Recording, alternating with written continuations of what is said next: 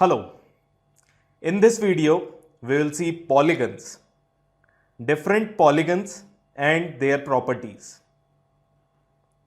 A polygon is basically a closed figure bounded by some straight lines. Now based on number of sides, a polygon can be a triangle, quadrilateral, pentagon and so on. One major classification of polygon is that they can be convex and concave. Now convex polygon has all the interior angles less than 180 degrees. And if any angle is greater than 180 degree, then it's a concave polygon. Now let's find some of interior angles of a polygon. We have a quadrilateral here, which we are dividing into two triangles by drawing a diagonal. Now look carefully. Sum of all the angles of the quadrilateral is basically sum of all the angles of these two triangles, right? And angle sum of a triangle is 180 degrees.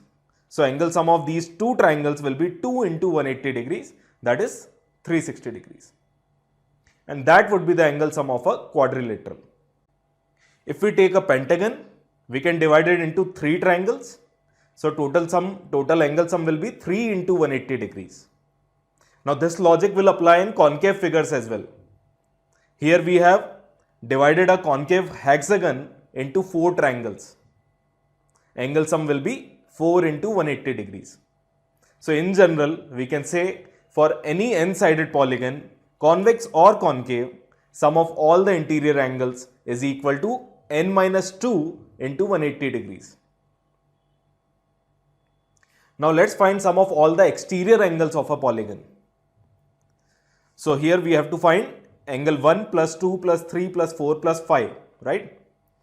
And we can shift this angle 5 adjacent to 1, 4 adjacent to 5, 3 adjacent to 4 and 2 in between. Basically these angles together make one complete angle of 360 degrees. Look again.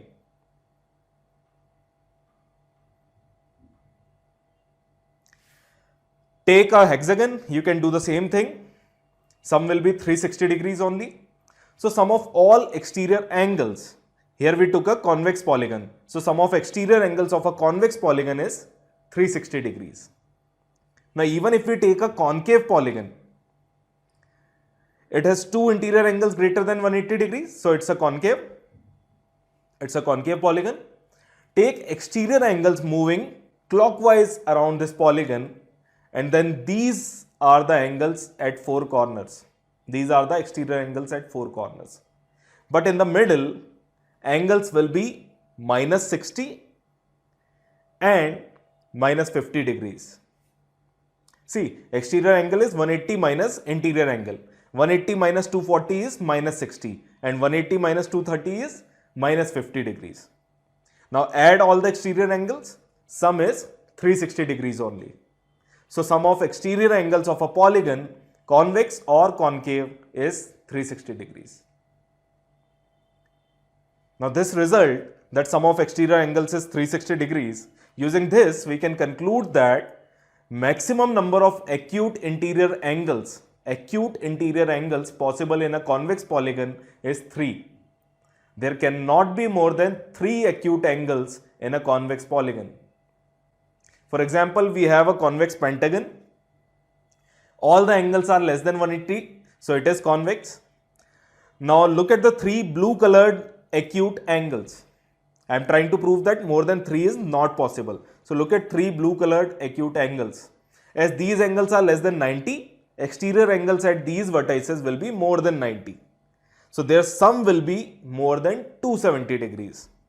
Now if there were one more acute interior angle with an obtuse exterior angle, the sum of all the exterior angles will exceed 360 degrees. But we have seen that sum of all the exterior angles is fixed. It is 360 degrees. So fourth acute angle is not possible. Try it if you want, but you cannot draw such a convex polygon with any number of sides. Take any number of sides, but you cannot draw a convex polygon with 4 acute angles.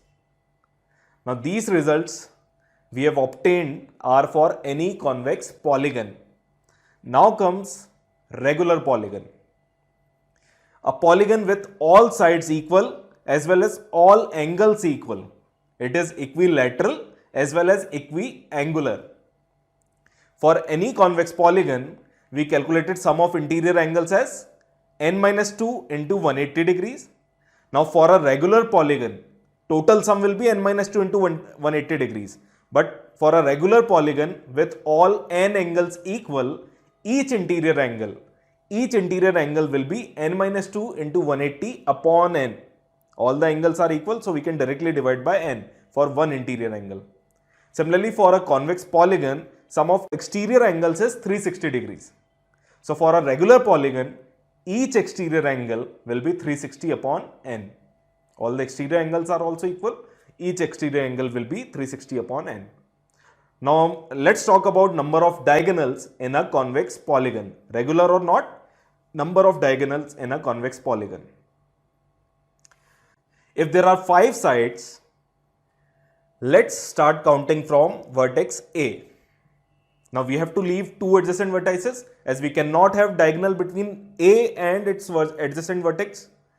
So diagonals from one vertex will be 2. 2 diagonals from each vertex, and there are total 5 vertices. So total diagonals will be 5 into 2, which is wrong, as the same diagonal will be counted twice when we count the number of diagonals from point C. Similarly, all the diagonals will be counted twice. So we have to divide 5 into 2 by 2. Similarly, for an n-sided figure, total diagonals from one vertex will be n minus 3. Why minus 3? Leave 2 adjacent vertices and the one for which we are counting the diagonals. Okay, with all remaining n minus 3 vertices, we will have one diagonal each, counted twice. So in total, n into n minus 3 upon 2 diagonals. This is same as nc2 minus n. nc2 means selecting any 2 points out of n. Selecting 2 points out of n will give one line. Pick any 2 points and we can draw one line connecting them. And out of these nc2 lines, n will be the sides of n-sided polygon. Okay, except for these lines, these sides, all other lines will be diagonals. So you can also do nc2 minus n. Subtract the number of sides from total number of lines. nc2 minus n will give number of diagonals. Now as far as CAT is concerned, after triangles, the next important thing is quadrilaterals. That too will be talking about convex quadrilaterals only. A closed figure with 4 sides. Sum of all the interior angles, we can now use the direct formula. It is 360 degrees. And to find its area, we can simply divide it into 2 triangles and add their areas. Half h1d1 plus half h2d1. Now these are different quadrilaterals that we'll study one by one.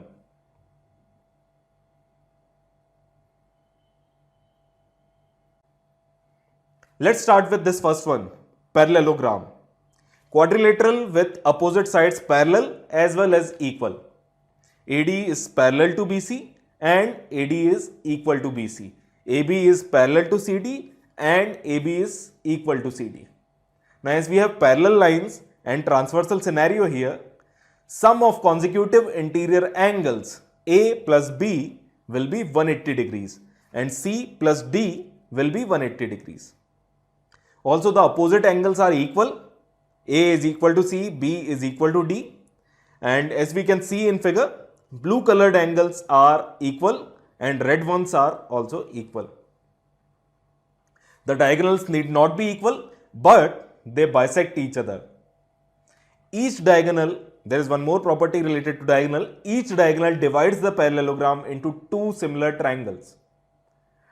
Diagonal BD creates triangle BAD similar to DCB, and diagonal AC creates ADC similar to CBA.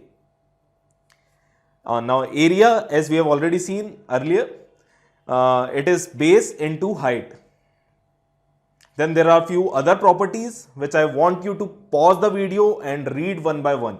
These are not that relevant for CAT, but they can come as a direct question in some other exam. So just read them once. Next is rectangle. First of all, it is a parallelogram only. So opposite sides are equal and diagonals bisect each other. Diagonals are equal as well, and all the interior angles are 90 degrees. Area is length into breadth. Our next figure is rhombus. This one is also a parallelogram. So opposite sides are parallel, but all four sides are equal. In a parallelogram, opposite sides are equal, but in a rhombus, all four sides are equal. Diagonals bisect each other, but most importantly, they bisect each other at 90 degrees. Area of a rhombus is half times product of diagonals, half d1 d2. Our next figure is square, which again is a parallelogram with opposite sides parallel and all the sides equal as in case of rhombus. The difference here is that all the angles are 90 degrees. Diagonals are equal and they bisect each other at 90 degrees. Area is equal to side square. Coming up next is trapezium. Quadrilateral with exactly one pair of opposite sides parallel. In some books, you will find the definition as at least one pair of opposite sides parallel. So all opposite sides parallel will also qualify as trapezium according to them. A parallelogram is also a trapezium according to those books. But for CAT, we are going to stick to the definition that exactly one pair of opposite sides are parallel. Here, AD is parallel to BC. Now, if E and F are midpoints of these oblique sides, AB and CD, then EF will be parallel to AD and BC, and its length will be arithmetic mean of AD and BC. This you can remember directly. Next, if I draw the diagonals, then length of line segment GH passing through the point of intersection of diagonals and parallel to AD and BC will be harmonic mean of the parallel sides AD and BC. Some good direct questions can be made based on the second and third point. Okay. Area is half sum of parallel sides into distance between them. Now, distance between two parallel lines is basically the length of perpendicular segment between them. Okay. There is a subcategory called isosceles trapezium in which the non-parallel sides are equal, and in this the base angles are equal. That means angle P is equal to S and angle Q is equal to R. Isosceles trapeziums are cyclic quadrilaterals as well. The opposite angles are supplementary.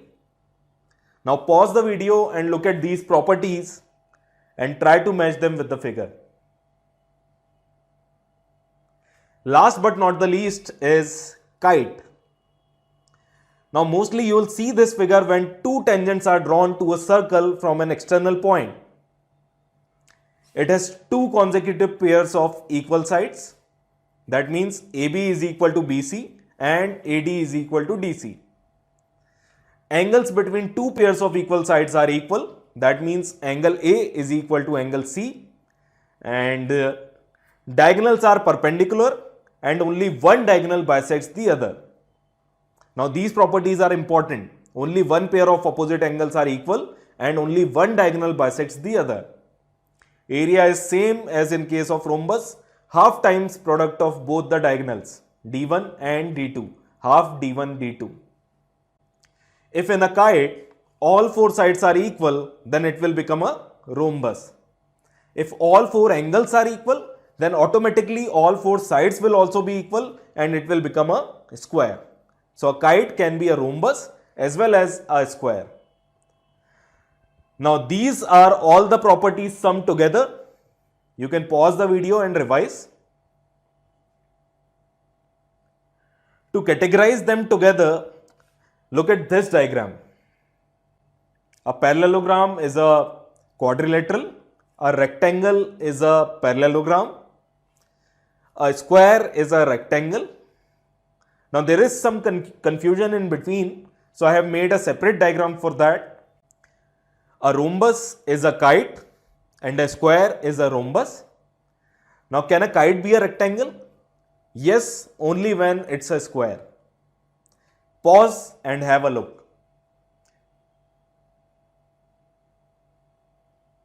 And then try to answer these questions. Alright guys, so we have seen different figures with their properties. Most of the mensuration topic will be based on the area formulas we saw in this video. I hope this video helped in explaining different types of polygons. Thank you for watching.